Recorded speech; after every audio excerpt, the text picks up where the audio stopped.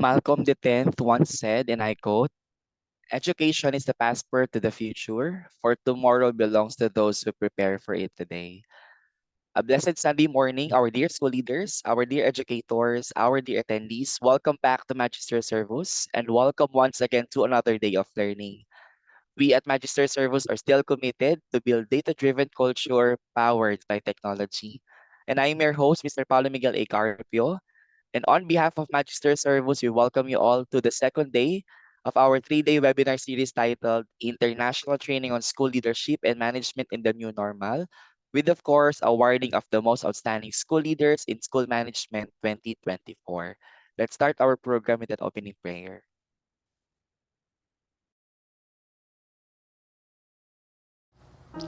Almighty Father, we thank you for this opportunity of being together and spend this joyous occasion with your blessings.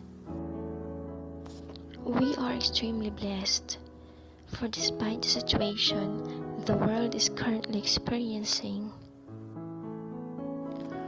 you are continuously supplying us with the strength, inspiration, and wisdom to teach and touch lives.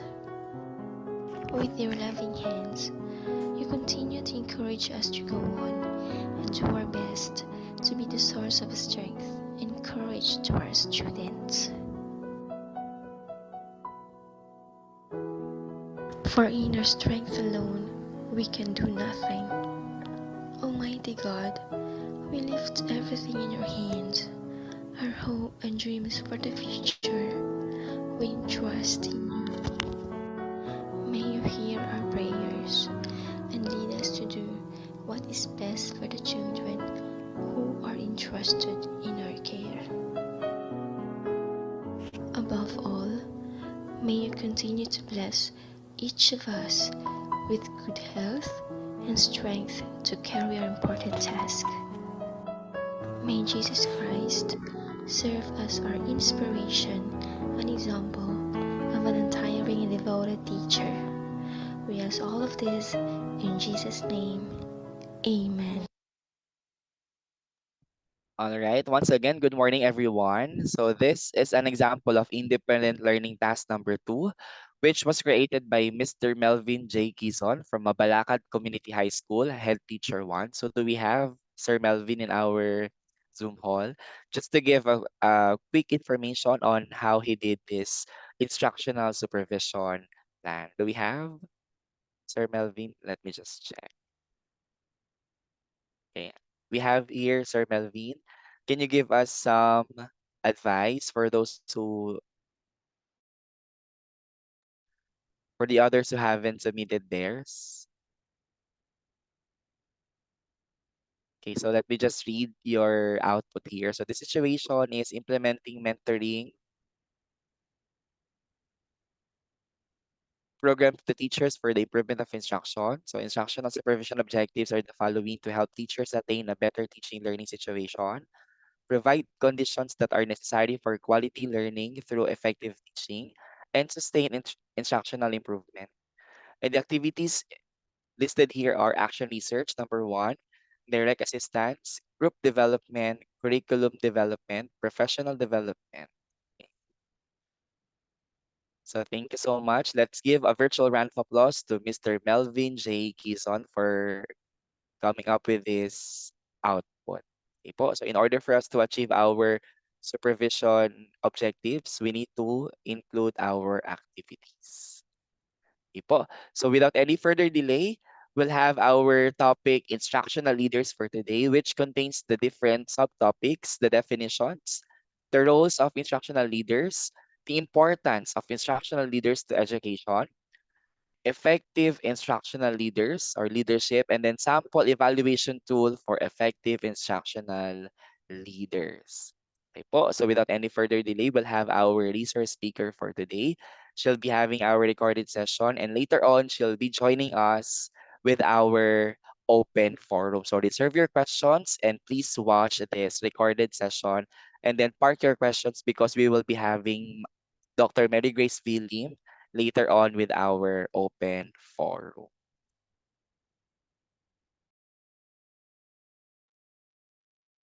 So, Sir Pao, before playing the video, let me introduce our resource speaker for today. Sure, sir, sir. Dr. Mary Grace B. Lim is a dedicated and accomplished educator with a passion for research and education. With uh, 10 years of experience as a public school teacher, she has honed her skills in classroom management, curriculum development, and student engagement. In addition to her teaching experience, Mary Grace has also served as a part-time instructor for 5 years, where she has had the opportunity to share her knowledge and expertise with a diverse group of learners.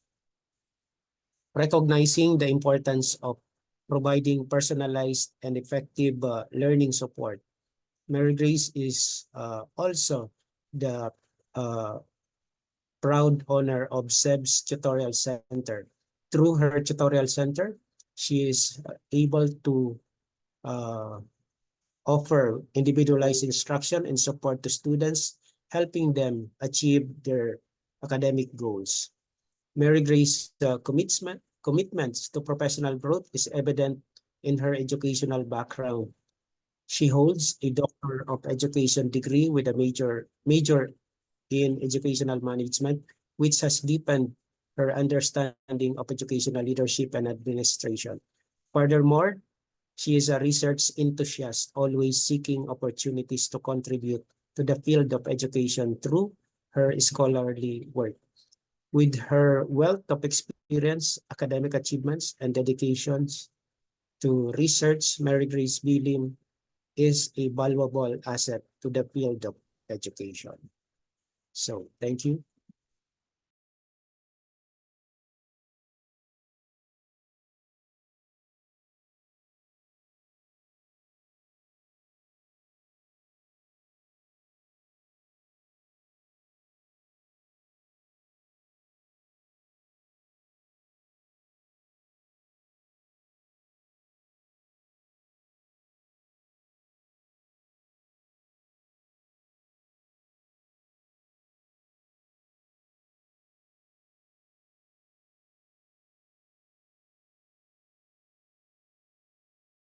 Good morning.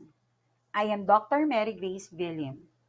So you can call me Dr. Grace, wag lang po Dr. Lim, at baka maging Doc Lim po. Ano?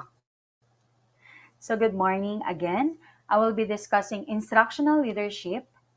So in the context of instructional leadership, education is considered as the matter of education of leadership because a deep understanding of educational principles, teaching methodologies, and curriculum design is essential for effective leadership in educational settings. Leaders in instructional roles need a solid educational background to guide and support teachers, make informed decisions about curriculum development, and implement strategies that enhance student learning. Our objectives for today are define instructional leadership, state the roles and responsibilities of instructional leaders, analyze and apply the effectiveness of instructional leaders. What is instructional leaders? Natanong nyo ba yan sa mga sarili natin? Bago tayo naging principal or the school head, natanong ba natin ang ating mga sarili kung ano ba ang trabaho ng isang school head as an instructional leader? You asked yourself, describe yourself as an instructional leader, or what kind of leadership do you have? According to Marsh in 1992, defines instructional leadership as something specific to a principals. It refers to anything that school leaders do to improve teaching and learning in the school. It focuses on learning and its promotion. That is why the reason kung bakit tinatawag na ang mga instructional leaders are what we call learning leaders. Because instructional leaders are educational administrators or school leaders who focus on enhancing teaching and learning within an educational institution. They play a crucial role in shaping the instructional environment, supporting teachers, and improving student outcomes. Instructional leaders are typically found in roles such as principals, assistant principals, curriculum directors, or other leadership positions within schools or school districts. So sinasabi nga nila that instructional leadership daw is a dynamic process. It is a systematic study and analysis of the entire teaching and learning situation. It adapted to the needs of those involved in it, utilizing carefully planned program derived from the situation. So, napakalaki ng responsibility ng isang school head as an instructional leadership. Okay, number one is the curriculum development. They are involved in designing, implementing, and evaluating the curriculum to ensure it aligns with educational standards and best practices. Number two, teacher support and development. Instructional leaders work to support and develop teachers by providing resources, mentoring, and professional development opportunities. They may also conduct evaluations to help teachers improve their instructional techniques. Number three, data analysis. They use student performance data to assess the effectiveness of instructional strategies and make data driven decisions to improve teaching and learning. So it is very important talaga yung meron tayong data na makukuha para mas ma-assess pa natin kung ano ba yung dapat pang improve ng teachers and the students and even the schools. Number four, creating a positive learning environment. So ang school na maganda, malinis, is napakagandang tingnan.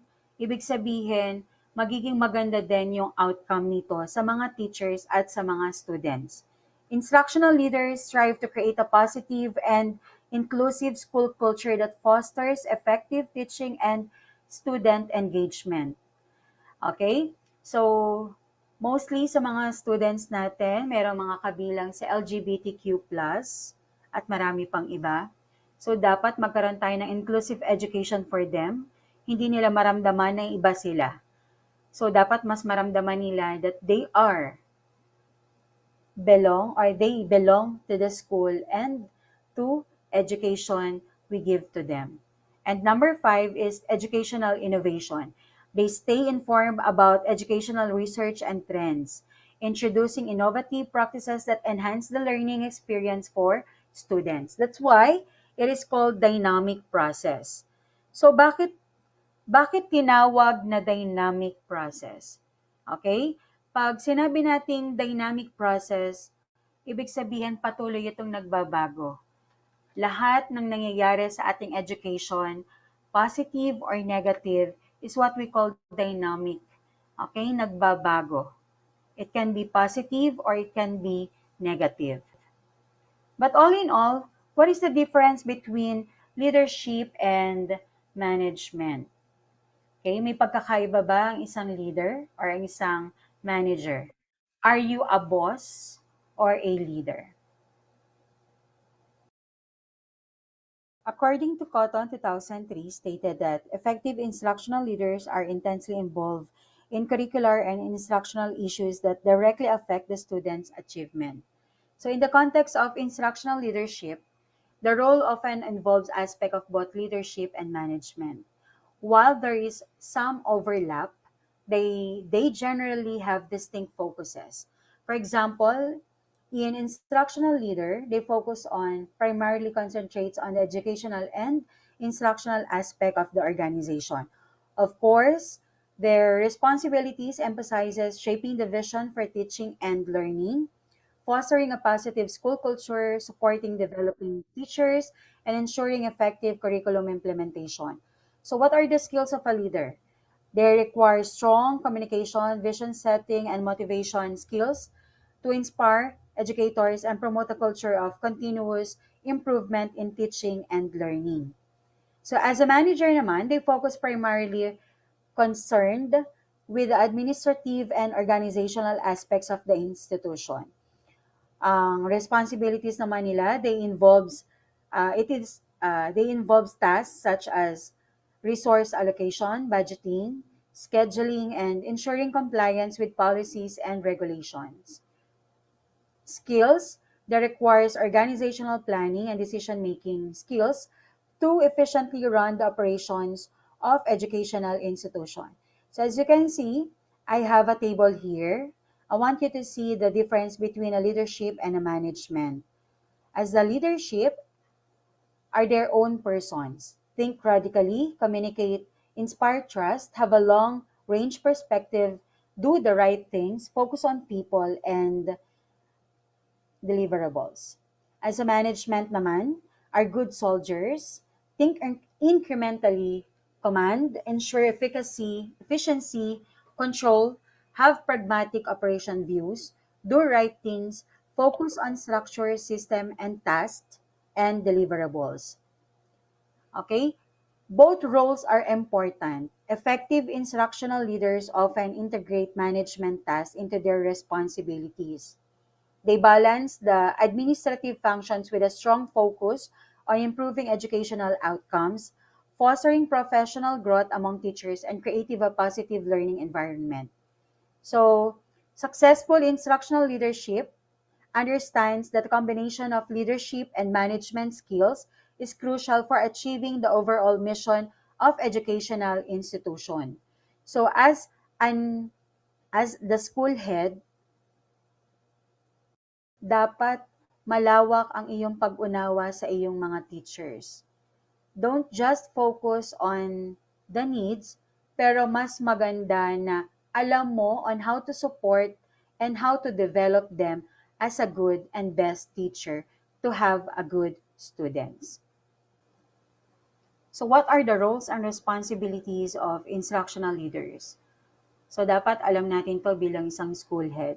Paano ba natin matutulungan ang ating mga teachers as a school head?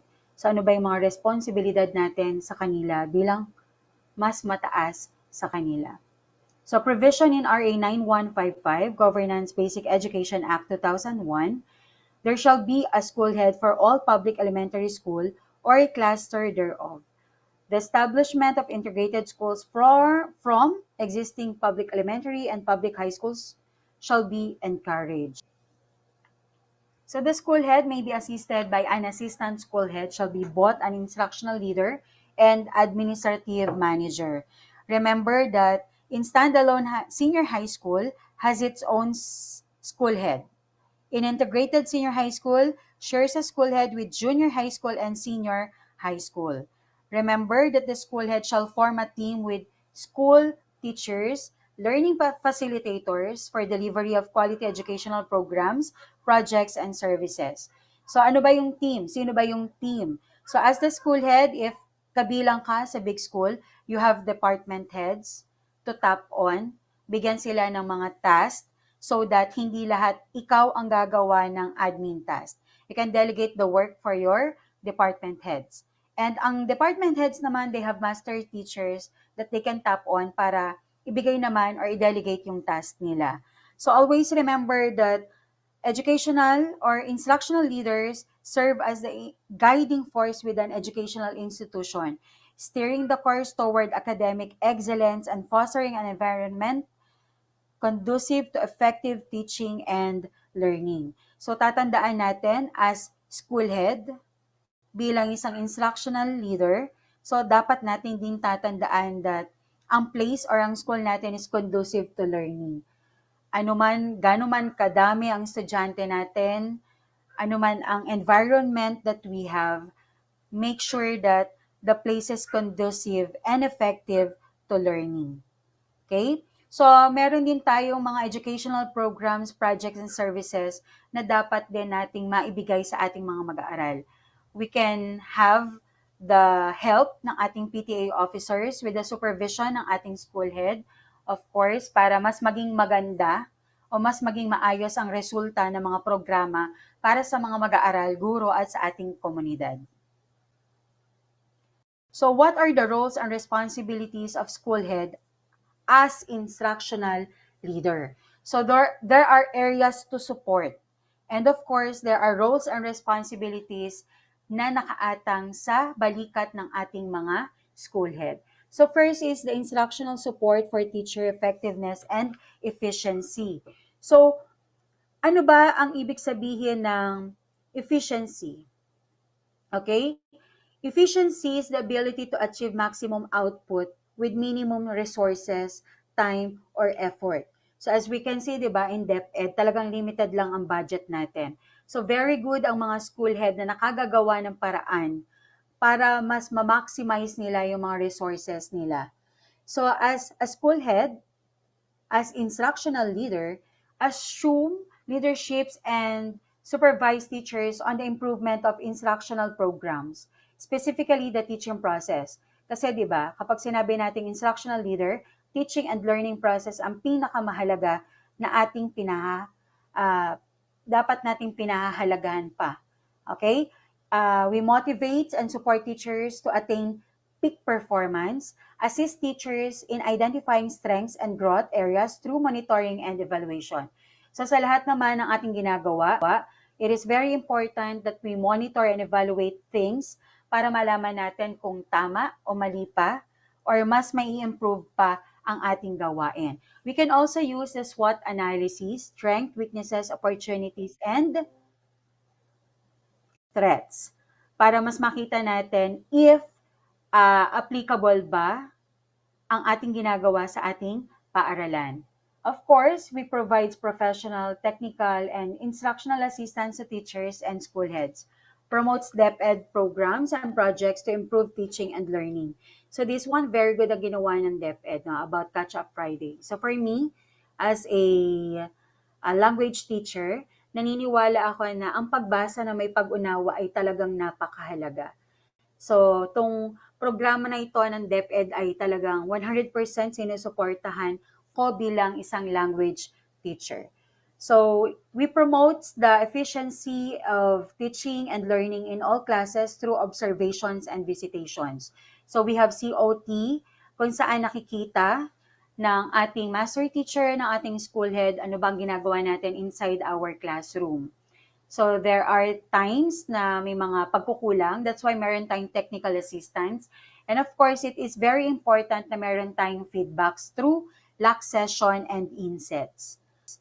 Okay? So, through evaluation ng performance ng mga teachers, importante syempre ang ating feedback, but with positive criticism. Hindi tayo basta magbigay lang ng ating comments and suggestions without thinking the proper words to say para hindi tayo makasakit, but to improve the performance of the teachers.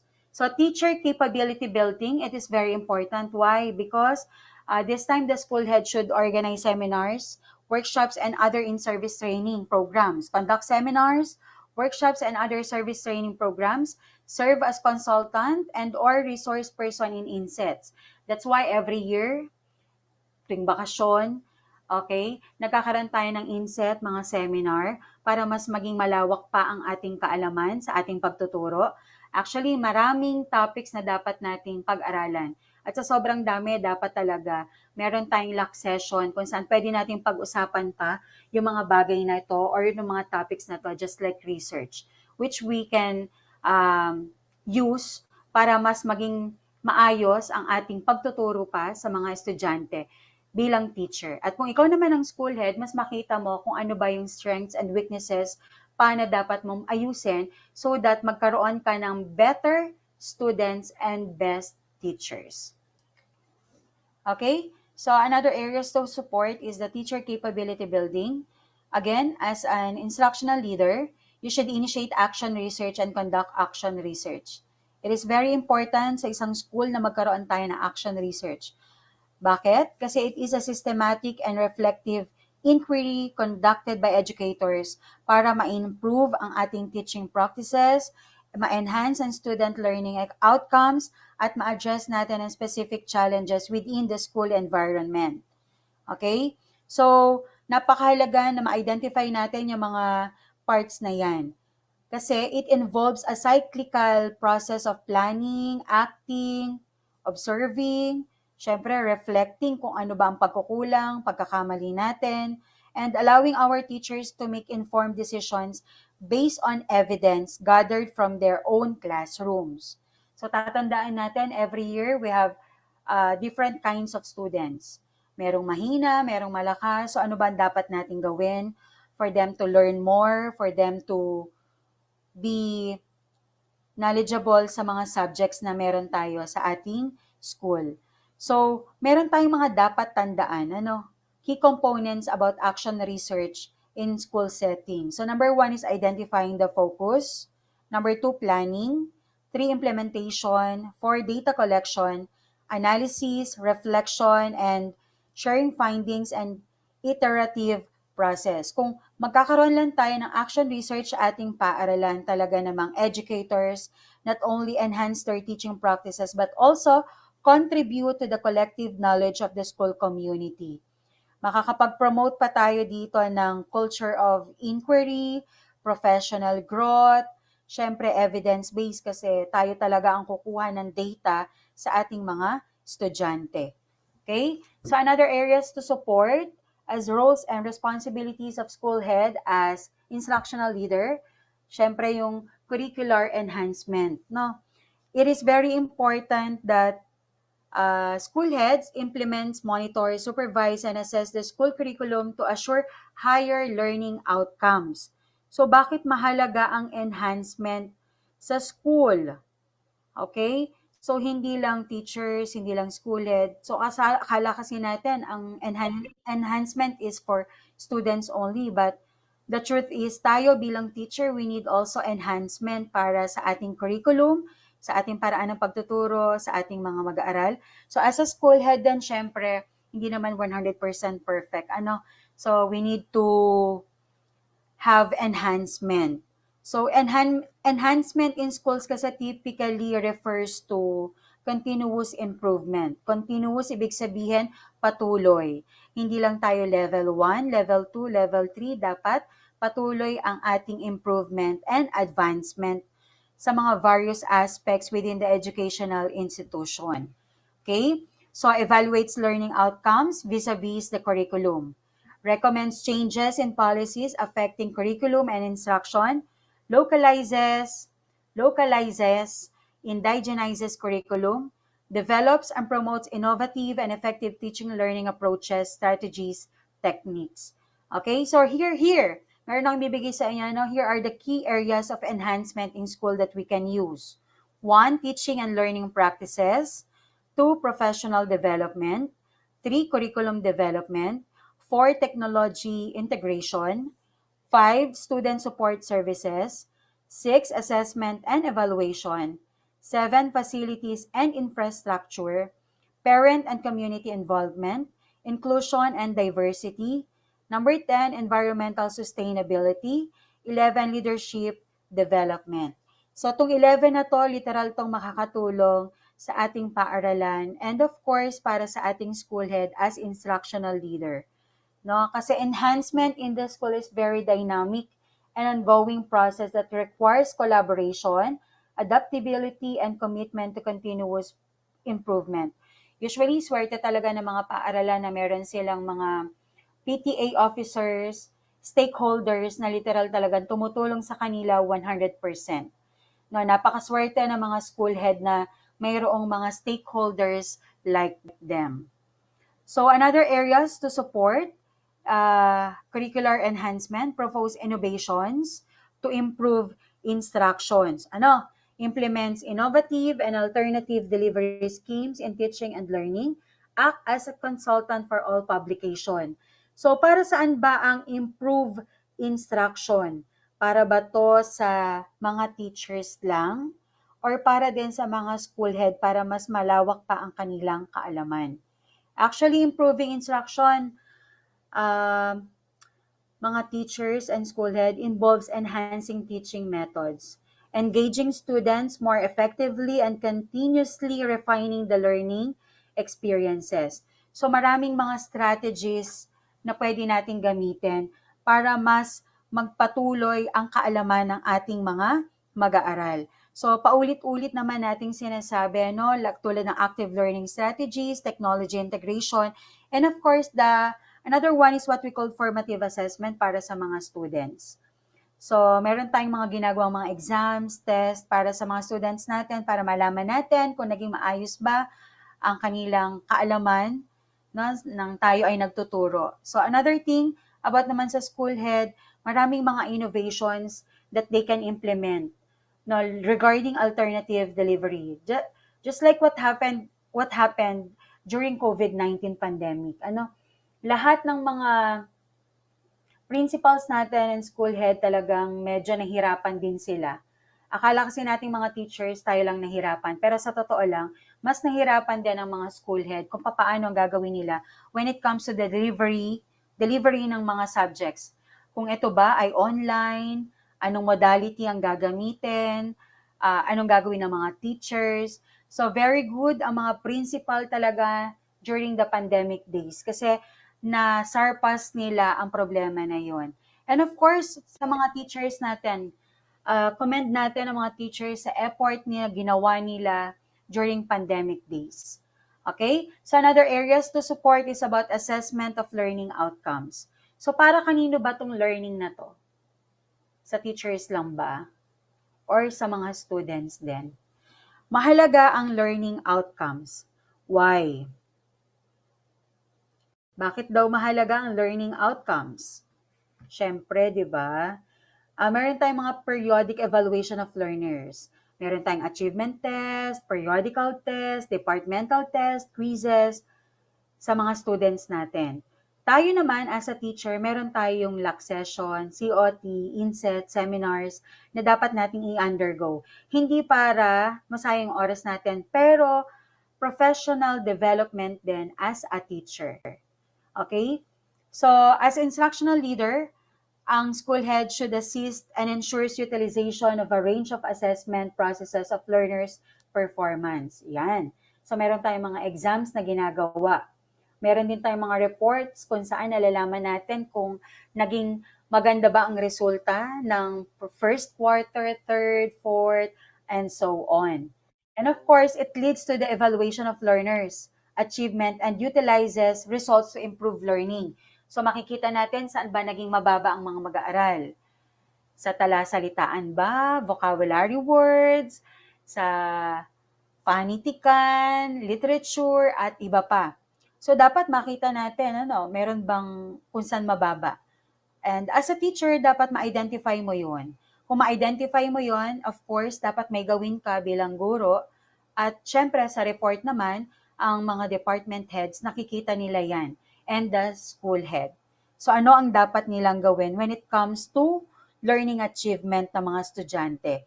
Of course, the learning outcomes are statements that describe what students should know, understand, and be able to do at the end of the learning experience. So, marami tayong paraan, about learning outcomes. So, pwede tayong gumawa ng mga session kung saan pwede nating matulungan ng mga bata natin bilang mga guro. And of course, evaluates learning outcomes vis-a-vis the curriculum. So, dapat din ma-identify natin saan nagkulang ang estudyante, ganun din ang guro. No? So, we should learn the outcomes kung positive ba to or negative ba to. So maganda rin na magkaroon tayo ng benchmarks to assess the effectiveness of teaching and learning.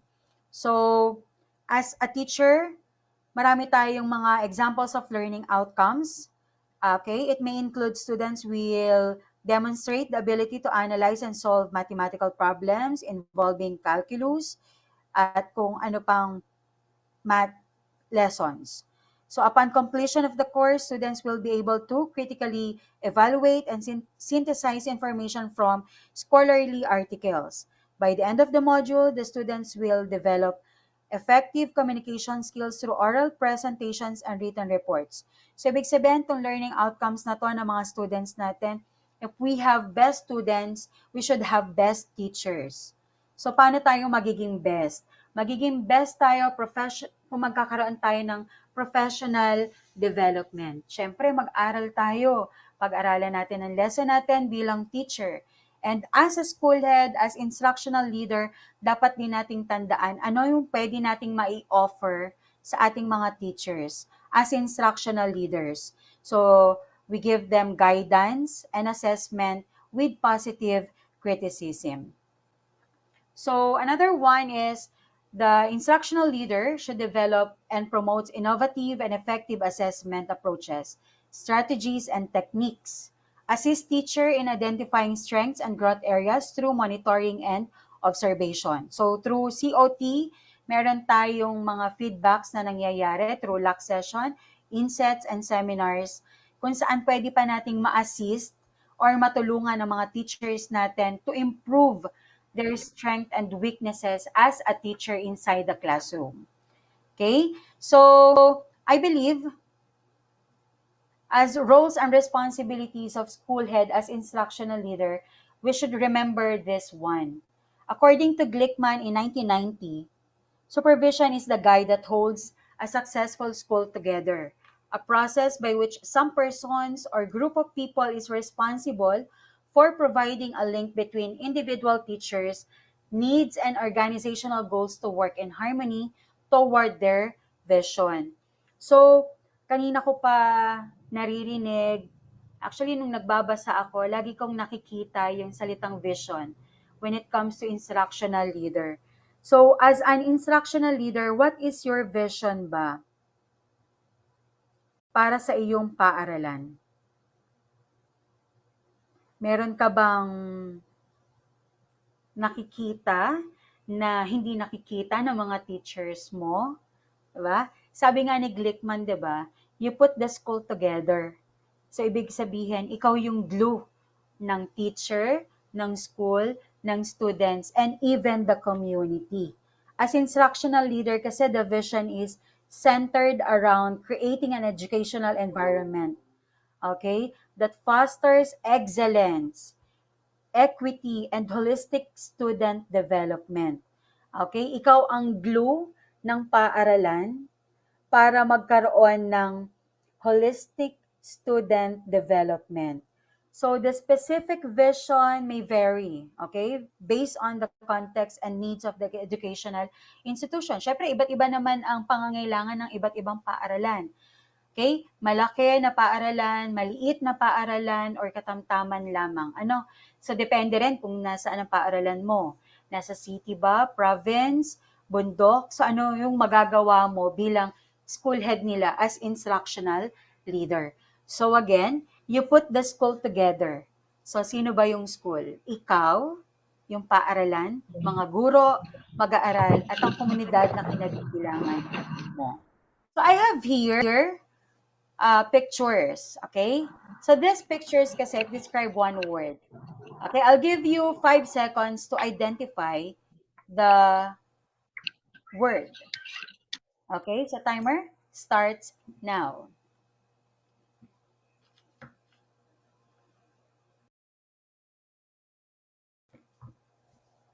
Okay, the word is standard. So pag narinig natin yung salitang standard, hindi yan electric fan. Okay? Standard po in the context of education, standard typically refers to a predetermined set of criteria or expectations that define what students are expected to know and be able to do at different stages of their academic journey. So as a school head, dapat ang standard natin talagang literal mataas. Okay? Bakit? Kasi it defines the students that are expected to know and be able to do so. Okay? Another word. 5 seconds.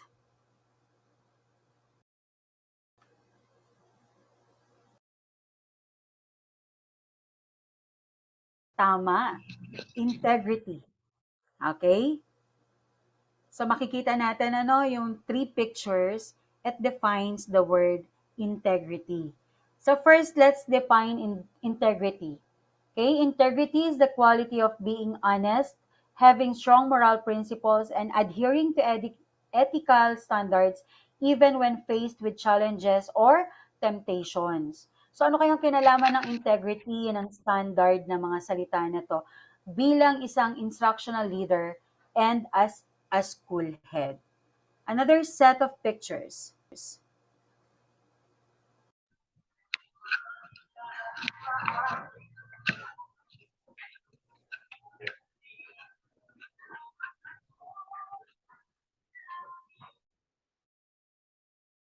Okay, very good. The word is instruction. Okay? 'Di ba? Sabi nga instructional leadership.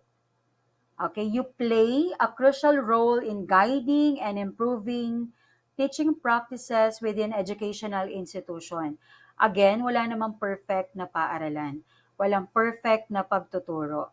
Okay, that's why we have instructional leader kung saan sila ang tutulong sa atin bilang ating school head kung papaano pa natin mas ma-enhance ang ating pagtuturo sa ating mga mag-aaral. And of course, again, remember the word standard, integrity, and instruction. Okay? Integrity, bilang isang school head, dapat honest tayo. No matter what happened, dapat tayong maging honest sa ating sarili, sa ating mga kaguruan, sa ating mga estudyante, all in all, sa lahat. Kasi napakalaki at napakataas ng tingin sa'yo, napakataas ng respeto sa'yo ng mga tao. Okay? So, kailangan ang isang instructional leader may integrity. So, here are the words I want you to remember, no? The words are accomplish, achieve, discharge, effect, execute, and fulfill. So, these words are masasabi ko na dapat bilang isang school head as instructional leadership or instructional leader rather, dapat accomplish and ma-achieve mo lahat ng roles na ito bilang isang school head. Kasi bakit? Mga principal and school head, bilang instructional leader, we play a pivotal role in shaping the educational experience of both educators and students. They contribute significantly to the achievement of educational goals and the overall success of the school community. That's why napaka-importante sa ating mga principal na mayroon tayong standard, meron tayong integrity, and meron tayong instruction. For us na makatulong tayo sa ating mga kaguruan at sa ating mga estudyante. So I have a question here. Why is it instructional leadership important? Bakit? Anyone? Kasi 'di ba, when we say important, ibig sabihin napakahalaga ng kanilang ginagampanang trabaho sa loob ng paaralan. And isa lang ibig sabihin nun, malaki ang ginagampanang trabaho ng principal natin or ng school head natin sa ating paaralan. Hindi lang sila nakaupo sa loob ng office nila. Meron silang ginagampanang trabaho na napakahalaga. Okay? So now let's see. Ano ba ang kahalagahan ng instructional leadership? Okay? So, instructional leadership play a critical and multi-phased role within educational institution, contributing significantly to the improvement of teaching practices, student learning outcomes, and the overall success of the school. So marami tayong dapat makita na kahalagahan ng mga school head natin. Of course, essential for improving student outcomes as it focuses on the quality of teaching and learning in the classroom. And the school head also create a shared vision for teaching and learning. Okay, bakit kaya create a vision, a shared vision for teaching and learning? Kasi dapat daw ang instructional leaders play crucial role in creating a positive and conducive learning environment. This includes addressing issues related to school culture, classroom management, and student engagement. Another important daw na trabaho ng isang school head, of course, effective instructional leaders create a shared vision. Okay, they help teachers achieve the vision. And another one, they prioritize the use of data and evidence to inform instructional decisions. So wag nating manipulahin ang mga data na nagaganap sa loob ng ating classroom. Sabihin natin ang totoo para ma-delegate ni principal kung ano ba ang tamang desisyon na gawin kung mayroon mang pagkukulang or kung mayroon mang pagkakamali ang mga batang ito or ang mga guro na ito. Okay? So dapat ma-address natin yung equity and inclusivity din. Inclusivity. Okay? Kasi bakit? Kailangan makapag-create tayo ng equitable and inclusive instructional practices, addressing the diverse needs of students and promoting a learning environment where every student has an opportunity to succeed. Of course, so dapat collaborative school culture that fosters innovation and continuous improvement. Hindi lang basta walang plano tayong mga school head, no? Dapat we aim for educational excellence. Okay? And as a school head then, dapat ma-reach natin or ma-increase natin ang teacher morale and job satisfaction. So, sad to say, no, nowadays, may mga teachers na nagre-resign sa DepEd. They go to abroad to have greener pasture na hindi natin talaga maibigay sa DepEd. So, this is based on my own perspective. I'm not saying na pangkalahatan. Okay? So, as a school head, kasi malaki ang mai-impart mo sa mga teachers mo to increase their morale and job satisfaction. Okay? So, sa totoo lang, napakahirap ng trabaho natin sa DepEd. Pero dahil mahal natin ang trabaho natin, ginagawa natin ang best natin. Okay? So, napakalaking bagay kapag ang principal, as an instructional leader, nai-increase natin ang teacher morale and job satisfaction. So, paano ba natin mai-increase ang job satisfaction ni teacher? By providing support, recognition, professional development opportunities. Instructional leaders contribute to a positive working environment, which in turn enhances teacher morale and job satisfaction. Yung simpleng very good, ma'am, ayos yan. Ay, sana next time, ganitong gagawin mo. Tama yan, ma'am, mag-aral ka, no? So, lahat ng mga yan, simple things like that, or simple words like that, it can increase the morale of the teacher. Okay? So, maraming paraan para ma-increase pa ang moral nila actually. In a simple bond paper, ink, printer, ma-provide natin sa kanila, makakales na yan ang isipin ng mga teachers. 'Di ba? Sabi nga, ang isang instructional leader is you guide them, you assist them, and you share your ideas. If mas maganda yung idea mo as their school head, sabihin mo sa kanila. Okay? I-share mo yung ideas mo. Okay? So sabi nga, instructional leadership is not limited to the principals. Bakit? Kahit crucial ang trabaho ng mga principal as instructional leadership, talagang malaki ang magiging influence ng principal na to sa ating mga teachers. Malaki ang impact ng leadership ng principal kung naging effective ba and continuous improvement ang nagawa niya sa loob ng paaralan. But then again, hindi lang limited ang instructional leadership. Tayo bilang teachers sa loob ng classroom, we can be instructional leader. Even the department heads can be instructional leader sa kanyang mga nasasakupang mga teacher. Kasi akala natin hanggang dun lang eh. Pero malaki ang mababago natin sa buhay ng mga guro or ng mga natao o ng mga taong nasa ilalim natin. So, how to be an effective instructional leaders? So, before I give you how to be an effective instructional leaders, let me give you the meaning of effectiveness in educational background. Ano? So, it refers now to the ability of instructional practices, programs, or leadership to produce positive and meaningful outcomes. So, what are the things ba to remember on how to be an effective instructional leader?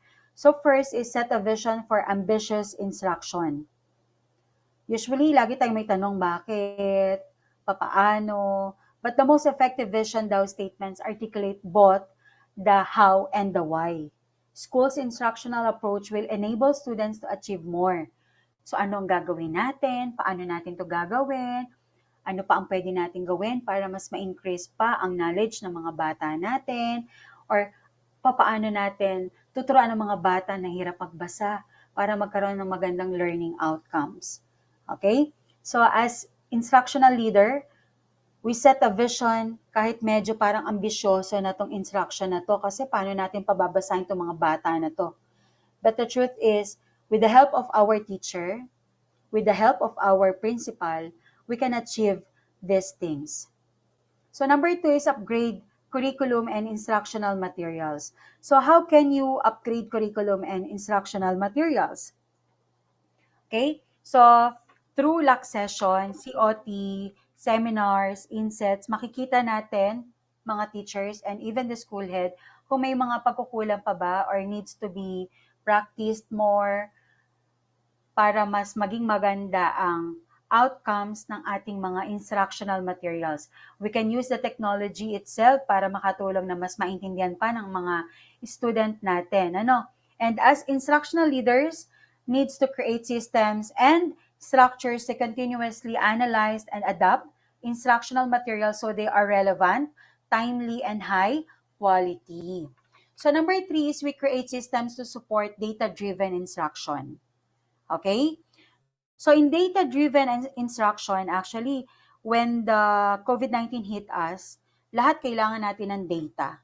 Pero hindi tayo naging ready. Kasi sino ba namang may alam na darating ang COVID-19? So talagang from the start, nagsimula talaga tayo from scratch. Okay? So masasabi natin na napakagaling talaga ng mga school head natin that time. Okay? So, yun nga lang, syempre, we create system to support data-driven instruction. But at the same time, dapat, we need to think kung naka-aligned ba yung mga instruction na yon, yung mga data-driven instruction na yon, sa mga dapat nating tunguhin. Of course, it will fuel a sense of collective efficacy and accelerate school improvement. Number 4, provide equitable access to individualization and interventions. Again, when we say intervention, kapag may mga kulang, meron tayong mga mahihina sa ating loob ng classroom, we use intervention. Actually, through research, we can use interventions na mas dapat para do sa mga bata na nahihirapan. Okay, so the primary role of the school head is the initiation of best practices that ultimately lead to improved school performance. So the keyword here is what we call continuous progress. Implementing change in the school community lies on the hands of the school head. Okay? So syempre, naandyan yung support na manggagaling sa ating school head. Pwede tayong magkaroon ng meeting, ng seminar, kung papaano pa mas magiging equitable ang access natin as a key to responsibility of instructional leaders. So number 5, develop systems and structures for professional learning and collaboration. So again, when teachers are engaged in professional development, napakalaking puntos nito para sa lahat. Even sa mga teachers, hindi lang dapat teachers but also the school head. So ako naniniwala ako, no, kung ikaw ay principal or school head, TIC ka man, dapat mas mataas ang pinag-aralan mo sa mga teachers mo. Bakit? Kasi ikaw yung model, 'di ba? Sabi nga, ikaw bilang leader, ikaw bilang instructional leader, you are the person of influence. Ibig sabihin, ikaw ang makaka-encourage sa mga teachers mo na, mag-aral kayo, para yan sa inyo, professional development yan. So, para yan sa mas magandang kinabukasan. 'Di ba? Through collaboration, mas magiging engaged si teacher mo dahil nakikita nila, ikaw bilang principal nila, na nag-aaral ka, nag-strive ka pa more ahead of them. But what is collaboration ba? Collaboration in education refers to the joint effort, 'di ba? Hindi lang si principal, dapat naandyan ang effort ni teacher, na students, ng community. And of course, cooperation yan among various stakeholders. So, sino-sino ba yung mga stakeholders? To, nabanggit ko na. Includes teachers, students, parents, administrators, and community members. So, dapat talaga, lahat ng mga nabanggit ko, lahat sila magtutulungan talaga. Bakit? To achieve a common educational goals. So, ano ba yung mga educational goals na yun? Napakadami niyang magiging magandang resulta if lahat ng mga tao na to ay magtutulungan. Okay? So, pwede siya maka-enhance ng learning outcomes, of course, professional growth, effective resource utilization, positive school culture, innovation, and creativity. Okay? So, in essence of collaboration is a cornerstone of effective education. Bakit? Kasi it promotes a culture of shared responsibility and collective efforts to enhance the overall educational experience for all stakeholders. So makikita yan ng ating mga stakeholders, no? Mga estudyante, mga anak nila, very good, lahat, matataas ang grades, lahat nananalo, laging first, ang mga students from that particular school. Makikita talaga ng mga stakeholders na ibig sabihin naging effective ang school head through instructional leadership sa kanyang mga teachers. So number 6, offer consistent coaching and feedback to teachers. Question lang, minsan ba nasasaktan kayo kapag kino-coach or fini-feedback kayo ng inyong master teacher, department heads, or even the school head? Hmm? Kung ang tatanungin ninyo, yes, there are times. Meron talagang mga pagkakataon na medyo na-offend tayo, no? Sa mga feedbacks ng ating master teacher or ng ating department heads, even the school head. Why? Kasi medyo makitid ang utak natin. So, aminado ako dyan sa bagay na yan. Kasi syempre, tinitingnan ko ang sarili ko na bakit mali ako doon? Ginawa ko naman yung best ko. 'Di ba? But the truth is, napaka-importante ng coaching and feedback. Okay? Siyempre, 'di ba, sa COT natin, akala natin best na 'yon. Pero if we want the best students, dapat best practices din ang binibigay natin sa kanila. So there are times may mga teacher na needs talaga ng technical assistance. No, pag narinig kasi nila yung TA, parang bad na ang impression. But the truth is, it helps us to be a better teacher. Okay? So feedback to teachers is very important. But as a school head, as an instructional leader, dapat mas maging ma-motivate mo ang mga teachers mo na to be the best. Okay? Integral components kasi mga teacher and principals ang coaching and feedback for professional growth and development. Kasi nakakapag-provide to sa mga educators like us ng support, guidance, opportunities to grow. Okay? Opportunities to grow. Ibig sabihin, yung coaching na yan, feedback na yan, observation sa atin ng teacher, ng principal, ng school head, ng master teacher, para yan sa atin for us to grow. Okay? Hindi lang siya para ipahiya tayo. Pero please, para sa mga school head and principals natin, kapag nagbibigay tayo ng feedback and coaching, nakikiusap ako. Sana gumamit tayo ng mga positive criticism, mga words na hindi naman sobrang masakit. Okay? But words of encouragement na para gawin nila yung next na lesson nila or next na pagtuturo nila ng mas maayos. Kasi minsan akala natin kung magagalit tayo sa mga teachers natin, magre-resulta ng maganda. Actually, 50-50, hindi sa lahat ng pagkakataon. There are times na kailangan din nilang makarinig ng positive sa kalagitnaan ng negative. Okay? So,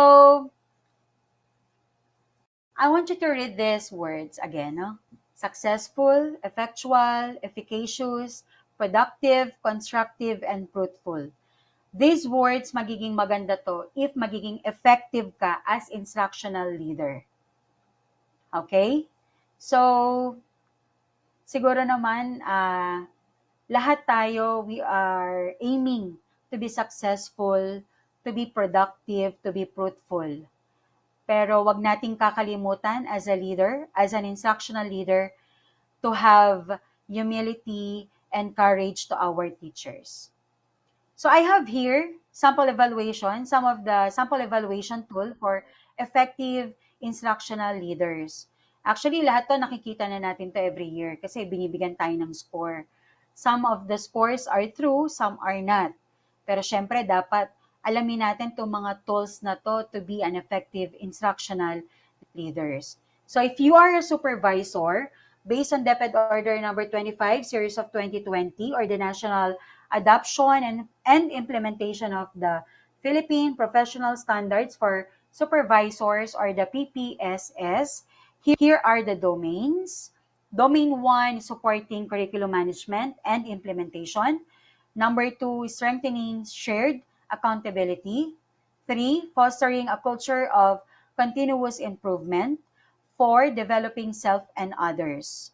Okay, as you can see, di ba, itong mga domain 1 to 4 na to, naririnig natin sa kanina pa. Okay, it's about curriculum, implementation, shared accountability, culture improvement, and developing self. And for school head naman, the DepEd Order number 24 series of 2020, or the National Adoption and Implementation of the Philippine Professional Standards for School Heads. Okay, so ito naman yung mga domain. Domain number 1 is leading strategically. Number 2, managing school operations and resources. 3, focusing on teaching and learning. 4, developing self and others. And number 5, building connections. So as you can see on domain number 5, it is very important na magkaroon tayo ng connection sa ating stakeholders, teachers, students, and the community itself. So based kay Hallinger noong 2001, okay, and Southworth 2002, they suggest that 20 years later, the instructional leadership construct is still alive in the domains of policy, research, and practice in school leadership and management. Okay? So, ibig sabihin, lifetime talaga ang pagiging instructional leader. So, lagi natin yang magagamit, hindi lang today, kundi in the future. Okay? Maraming paraan kung paano natin matutulungan ang mga teachers natin, mga principal. Huwag lang natin silang basta lang iwan sa ere.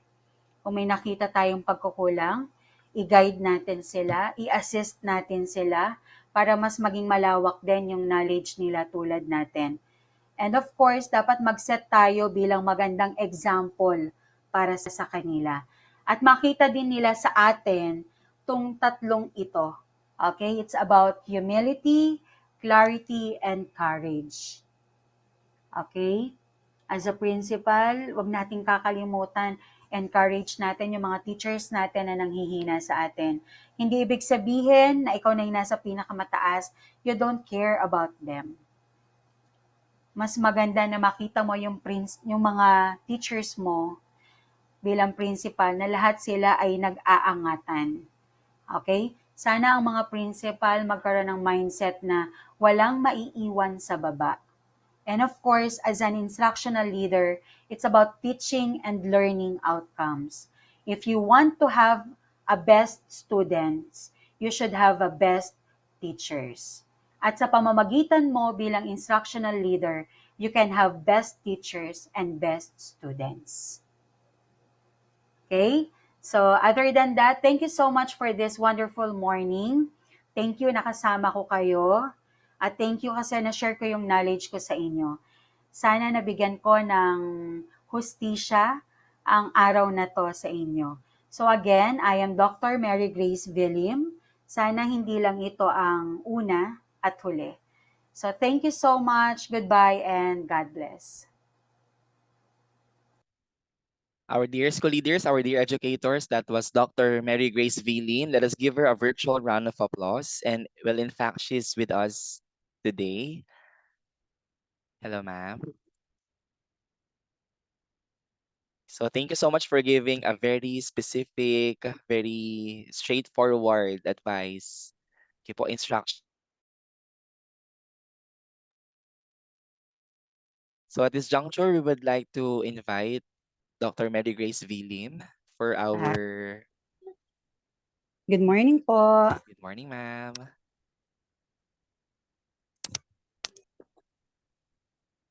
Okay po, so we'll have our open forum. If you have your questions, again, you can type it in our chat box, or you may likewise unmute your microphone so you can ask directly our dear resource speaker for today.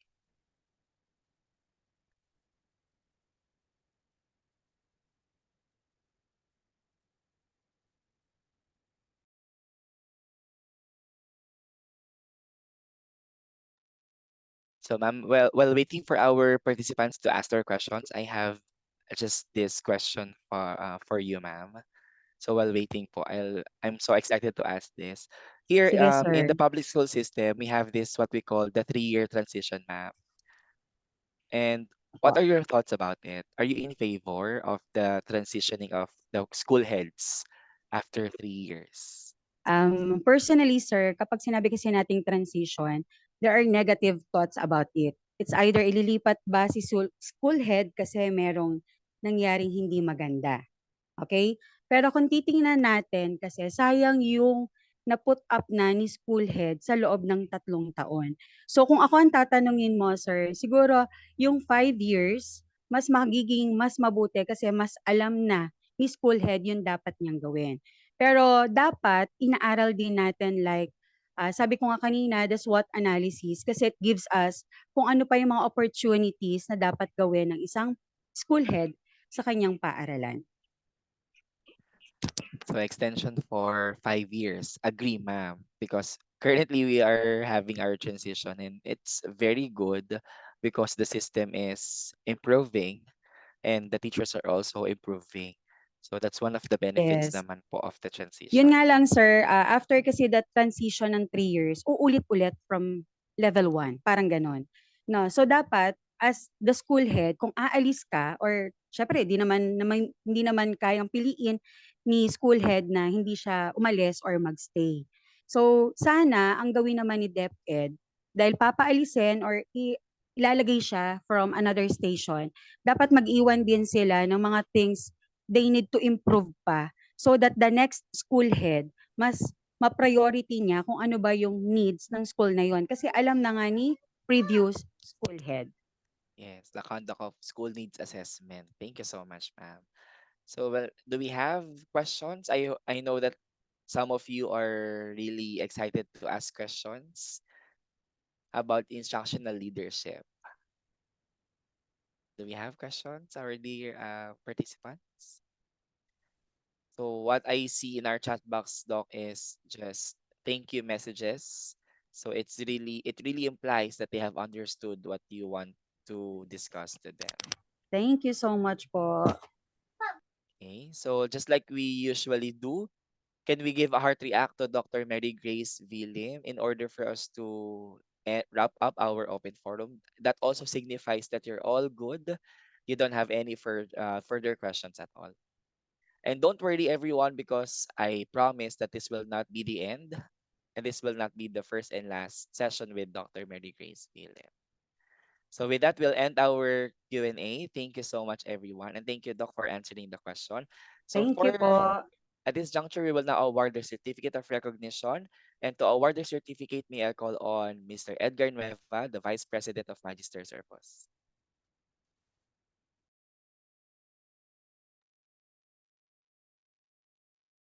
Thank you, Sir Pao, and good morning to everyone.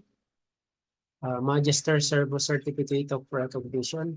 This certificate is awarded to Dr. Mary Grace Vergara Lim of Pedro Guevara Memorial National High School for her invaluable contributions as a member of the National Technical Working Group and resource person to international training on school leadership and management in the new normal, with course title Instructional Leaders, held this 21st day of January 2024. May you continue to be with us in helping countries around the world achieve quality education through global collaboration. Signed by yours truly.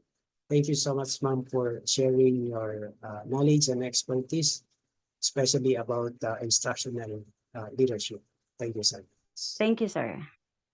Once again, a virtual round of applause to Dr. Mary Grace V. Lim. Okay po, do not forget to fill out our post-evaluation link, bit.ly/management January 21. Okay po. Sorry, sir. Let's have first the photo up. Sorry Yes, sir. for Sure, sir. Sure, sir. interruption. So can Thank you. let's now open our cameras for our photo opportunity. Okay po. So again, we have 2 frames for today. So please maintain your smile until the last frame po. So we'll give 30 seconds, everyone. So we're surrounded by teachers. So mabilis yan mag-ayos. Okay? Okay po. So sige, last 10 seconds for everyone to prepare. Po. So I guess we're good. Let's have the first frame. Okay, 1. Okay po. 1, 2, 3, smile. Okay po. Let's have our next frame. 1, 2, 3, smile. Okay po. Thank you so much, everyone. You may now turn off your cameras. Once again, let me remind everyone for the post-evaluation link where you can upload your independent learning task number 4. So this is part of your requirements to receive your certificate. And please upload your accomplished independent learning task number 4 in January 21, which was presented earlier. So this is about instructional leaders hierarchy of services. So enumerate the hierarchy of services that you intend to provide to your teachers as an instructional leader. Briefly explain each of your answer. Okay po, so just an application of what we have this morning. Okay po. So again, we have reached the end of our program, and let's wrap off our program with a closing prayer.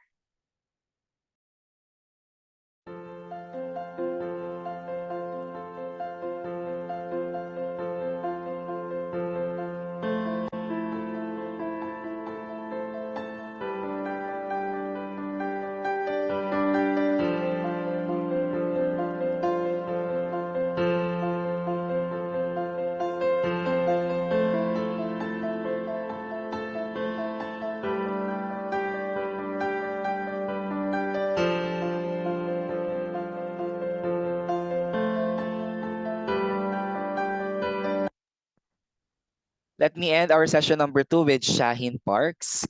She has mentioned, and I quote, sometimes working harder doesn't lead to better results. You have to work smarter to be effective.